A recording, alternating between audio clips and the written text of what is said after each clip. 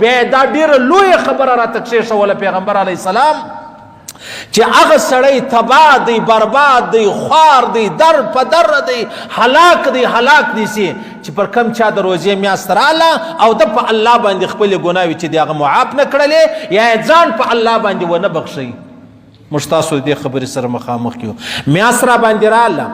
تر نیمایي تقریبا واوښتله، اوس به بیا هغه اخرنۍ ورځې راته ګوري، بیا هم ما او تا هغه ګناوې پرې نه ښولې چې الله پاک له ما او تا په هغه خبرو ناراضه دی چې ما او تا د روزې مخکې کمې ګناوې کولې، په روزه کې هم هغه ګناوې کوو. هغه بېله خبره ده چې 5 ورځې ډېر زورور مسلمانان وو، پس له 5 ورځو نه بیا تراویح وې، نه تهجد و، نه د روزې احترام و، بیا تاش و، بیا پتې وې، بیا کرمبوډ و، بیا پکنیکونه و، بیا بنډارونه و، ټولې خبرې راوګرځېدلې. هغه اولنۍ 5 ورځې موږ ځان هم خطا ایستی، نعوذ بالله، و الله پاک ته مې هم دا خبره کښېښوله چې زه